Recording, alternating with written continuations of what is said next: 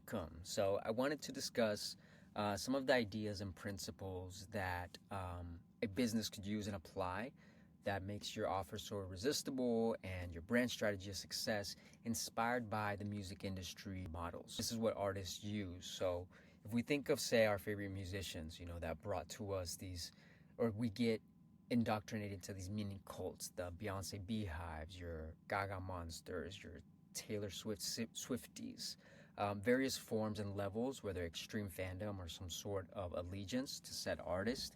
There is a level that hooks us, and it's usually sold within a sonic hook, right? The sound, the music itself, and also a lifestyle that is delivered to us, an aspirational image, maybe. More importantly, it starts with an intangible feeling that is then formulated into a product. So, if you're interested in leveraging the principles that the best marketers and strategists in the music industry use for your business and for your brand, stay tuned. Today, you'll learn about how to apply the music industry's formulas for sales, marketing, and product strategy. Subscribe and listen for more episodes. We've talked to industry leaders. Recently, we had Brenda Gilbert of Braun Films. We spoke with Luis Di Camejo on some of the concepts we're about to discuss for leveraging your content strategy, the legacy that is Las Vegas of Win. We spoke with Blake Wynn and many other awesome entrepreneurs, marketing strategists, leaders and thought leaders and players in the field that I think you can find a lot of value for them. So check out the latest episode on the Activate Your Audience podcast. So back to the music and the product that is, this service and this idea of music as a product. So Eladio Carrion, a Puerto Rican lyricist and street poet, delivered to me a melodic wordplay in the middle of a track during a workout that blasted to my earpods. It was the Sauce Boy Freestyle 3. And it set a scene that began a sort of fandom and placed me in their funnel to be a supportive fan, maybe a true fan. That's what Kevin Kelly calls, a fan that will buy anything.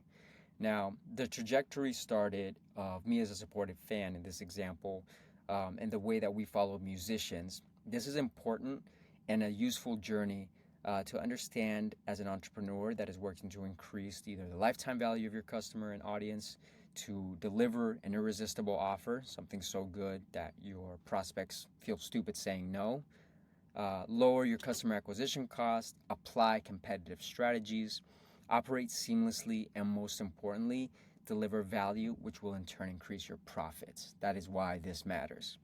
Now, the product that I later went on to purchase from an artist like Eladio wasn't just merch or tickets for shows or Tidal or Spotify streams, but there were other ways that allowed me and millions of other fans to pay, oftentimes with attention, which this attention and this payment, monetary or time and attention-wise, it begins and continues and ends with the seed of a feeling, the narrative that was provided by the music, which is the product that this industry and this business and artist sales, that they sell. So the business enterprise that fans know as Beyonce, there's the Beyonce business, right? Eladio is his business, Bad Bunny is his business, Taylor Swift is their business. They're largely successful because these individuals' talent and their businesses' team's talent and the execution of the models we're about to discuss are things that work very well, and that's what we're about to break down. So going forward, we'll refer to the artist as the business and their various songs, their campaigns, their content as the product. So the Sauce Boy Freestyle 3, the song that sold me, this vibe, this mood, if you will, this was the enterprise of Eladio Carrion, the business that is Eladio. It created this song and hundreds of other songs as a product which, if you fast forward, was a vehicle that now resulted in their brand value. Today, the, say, cost to book Eladio, the demand for fans, the viewership, the listenership has increased as the enterprise of Eladio has increased because of this initial product or set of products. So that's important to understand because that's what marks the compelling point to build this offering that then compelled me and will compel consumers or clients of your product to become constantly engaged with your product and again be so invested in it that it's hard for them to say no. Now, in anticipation of, say, the latest album of your favorite artist, their album, their concert, an Instagram story, a TikTok post, Amazon special series, a TV appearance, music videos, we anticipate that because we think and we feel, we know actually, that that a need will be fulfilled, I should say. Now, whether that need is to be entertained, to reconnect to some sort of inspiration, that's what like the Eladio songs do for me. You're at the gym, you want like this hard pressing, just lyricism and just energy to come through. That's what I'm seeking. Maybe we have some sort of surrogate aspiration of comfort, right? This hero worship, right? Or an escape. We've had a long day. This art helps us just zone out, or it reminds us of a vibe, an experience, some sort of thing. We're trusting that this business, this artist, and this product, this song or content, will serve as a solution, which will work. Now, Alex Hormozy's, his framework on the irresistible offer is where a lot of this is drawn from, and it clearly outlines how businesses are best positioned to succeed when they make an offer, again, so good that their prospects feel stupid saying no to that offer. In order to build this irresistible offer, a business applies 4 areas of a value equation. So it's an equation. It's your dream outcome times the perceived likelihood of success, and that is divided by the time delay and the effort and sacrifice equals value. Now, value for something like an artist's song, for example, or the fan experience is increased when we do 4 things. This is the breakdown of those 4 aspects of the equation. 1, we have a dream outcome. Our ideal result is in alignment with what the business is offering. So I know if I'm going to go to the gym and I want just some like lifting tracks, I'll hit play on that song. I trust that that dream outcome for that specific product will be delivered. Then the next step, this is multiplied by my perceived likelihood that this product will give me that dream outcome. So I think that, and then the value, because of the X amount of times that I've done that and it's provided that dream outcome, that perception that it will work increases the value.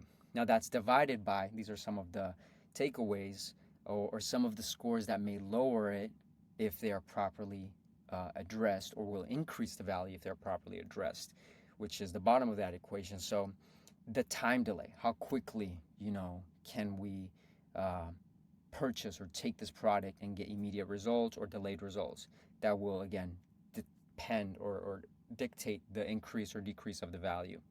And then that is multiplied by the effort required. How much effort do I need to play? If an artist is hard to find, or maybe only on a SoundCloud playlist or something that adds more friction, then the value is going to be diminished because of the effort.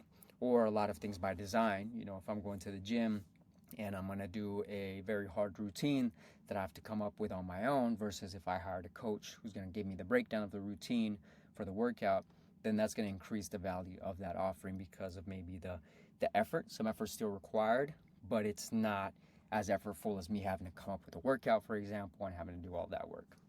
So those are the 4 kind of breakdowns of that equation. Now, there's various brand and product strategy tactics that are used to differentiate between commoditized goods, which is a naturally intrinsic part of music and other art. So how many rappers are there? How many Latin rappers are there? How many Latin rappers that, speak about this subject are there? Then there's the niching down of the individual brand. The Bad Bunny, again, kind of his individual brand. The Gagas, their individual brand. That's naturally intrinsic in the product and the business that is an artist and song. But those are important things to highlight as a bit more of the nuance of how a business can also use some of these tactics and strategies, which we'll get into here in a little bit. Either way, the business, again, we're speaking as the artist being the business, they create value with various forms of differentiating and increasing that perceived value, and they become a one-of-one solution, which is what we want to do. You want to be not commoditized, but you want to be a one-of-one that people can't compare you and then will compete, as all commodities do, on price.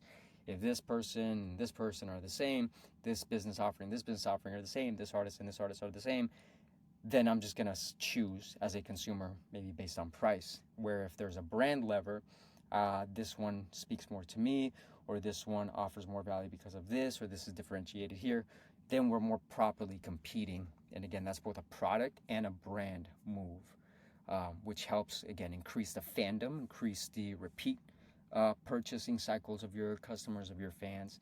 And so having that in the back of your mind through this is also key.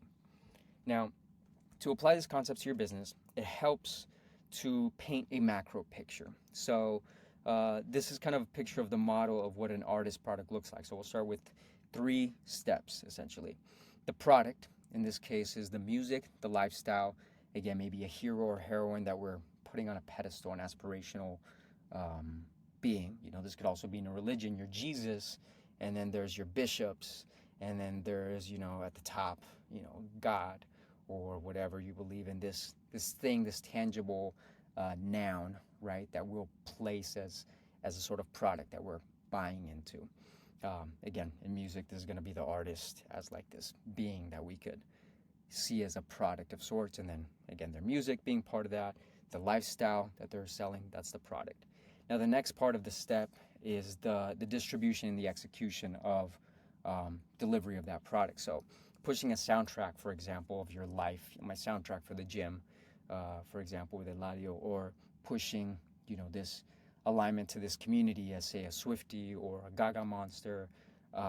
This solidifies and creates trust and a sort of tribalism. You're creating a cult, you're creating a mini religion that increases your following. So with a business, obviously you're not necessarily building these little cults per se. Some brands are. But say if you're in the B2B space, you're still wanting to create this sort of selling and clearly defining what the result is that you're providing for your fans, and for your, we'll call them clients at this point, in a way that your distribution and execution of that is sustainable. And again, the way that, say, an artist does that is they'll build and leverage that cult following, that tribalism, into investment of that audience. So for us, we're going to either get our audience, or the artist going to get their audience to follow them. Maybe we get email newsletters. They get paid with attention. Maybe we get podcast listeners or YouTube subscribers. Maybe they get paid with the merch. That's obviously going to create some revenue.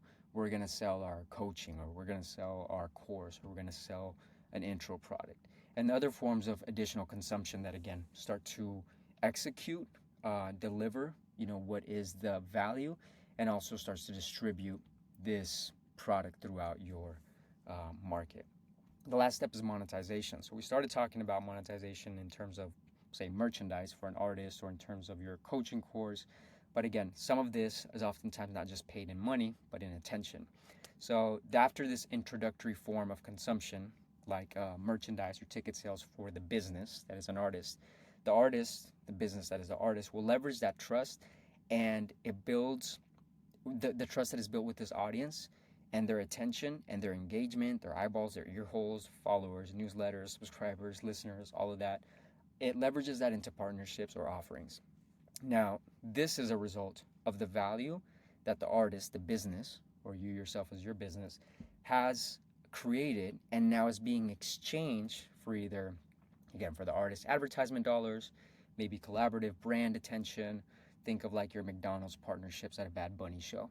You're going to go there, you're going to see the McDonald's activation, you're going to see the commercials of McDonald's and Bad Bunny, you're going to purchase the Cardi B special McDonald's fries.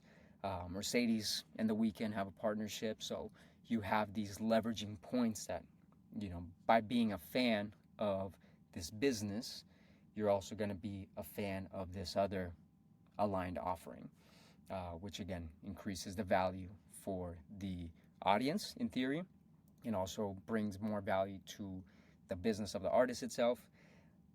And at the end of the day, that's monetization for the product that is this song, this artist, or what is your product. Maybe you're aligning with other collaborative businesses, other, say, cloud resources for your services business, other,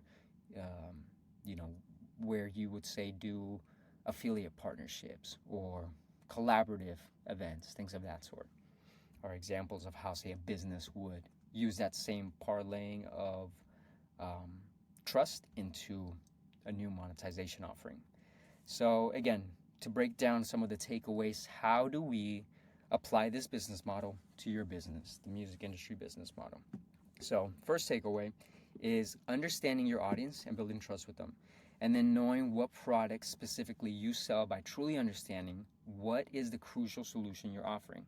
With this information, you then optimize your offering, that's your product, to be as valuable as possible within whatever bandwidth or capacities or resources you have. So at this point, things as simple as iterating on the value or the timeline as we go back to the value equation that will increase the value of what it is that you are actually selling to your audience may happen in incremental steps. If you're, say, an artist or a bootstrapping business, you begin to maybe platform on one form to market your offering. And this should be a single offering for one single audience via one channel of distribution. And then with your product redefined and a finalized commitment to however long you're going to offer this one product, you continue, as I mentioned, to increase its value to make it a no-brainer for your identified audience to say, yes, I want to purchase this. Next, we build authority, relativity, and trust, art, with your audience. So that's just kind of grooming and adding this sort of value generating and building that trust to continue the relationship with your audience, with your clients, with your consumers. And last, we offer value with a productized offering, whether it's direct to consumer or if it's to your business to business clients, by leveraging that trust and consent of your audience beyond your initial offering. So this could be increasing your product line, adding other offers, improving the quality of the product by bringing in better people, optimizing your systems, partnering with other businesses, as we mentioned earlier, so that your margins and your value are serving and are exponentially increasing while the effort and cost to acquire and keep business is decreasing for you, as well as some of that effort should be decreasing from your audience's side, which increases the value for them. The next takeaway, the most beautiful part of all this for me, is seeing and understanding this virtuous cycle, which is built from art creation in the terms of the business as an artist and supporting creatives and businesses. So my philosophy is that business and art create tremendous value, the most value in my opinion, because it allows individuals to serve and communities to grow unlike anything else can. So corporations can provide funding and capital for an artist, for their business, which is the value to an artist, right? Getting sponsorship dollars, getting deals so that they can continue to build the business, improve their product, better recording time, better shows, better offerings, have a successful career, be able to live off their art, be able to succeed with their art, build a talented team, be able to support that talented team, create value to increase the jobs and the opportunity that their art is building, and generate great experiences for their fans again, and then hopefully elevate their community, their families, and other creatives. Now, the last takeaway of all this, like any tool, business being a tool, these strategies, marketing, your social media, campaigns, all of these are tools to some aspect. It has a light and dark side. And so the key for an individual or a corporation, a business, a firm, is to be less impressed and more involved. Practice being less of an admirer and more of a participator, as McConaughey would say. This is being aware and conscious of the fundamentals of what you need to do in improving and in optimizing your work. That is the work that needs to be done for you as an individual. If you're a CEO, if you're a producer, if you're a marketer, if you're a talent manager, if you're whatever it is, there's work that you need to do. And there are large forms of consumption and escape that is offered in our world. We're part of that world, right? As capitalists, as business owners, we play both sides of that. So again, being aware that that escape exists, and you as a producer of goods and services and as a human in today's society can be well suited to practice restraint and certain values of ethics to positively impact our society. So this is both on an individual basis, as a business basis, to resist the temptation to forego delayed gratification, to just go after the shiny objects. Everybody's on TikTok, so you're going to jump on TikTok even though your audience doesn't live there. You're going to do it for distractive reasons. Don't resist, or I should say resist the temptation of the hard work, the fundamentals, the self-discipline, and resist the very strong pull of just placing attention on value of something external or consuming a product instead of doing the work. And again, the ethical argument here is that also as our businesses build some of these levers and these strategies, some of these strategies, being aware of when and how you are implicitly or explicitly creating some of these less than valuable or less than healthy services for your audience. So this is how you serve an audience on both sides. Just being aware to not hero worship or put your time and energy at the cost of your value in an artist or in a sort of tool of consumption or in a product or in a behavior, and also to be aware of how and when you do that to your audience, to do it ethically, as you're not just serving shareholders and stakeholders, you also have a responsibility, in my opinion, to society. So, this is how, again, we not only feed our souls, our families, our society, and our audiences, but the larger scope of what it is to be in proper business. So thank you for checking it out. Let me know your thoughts. Check out our Instagram at BeImperial and stay tuned for the next episode. Cheers.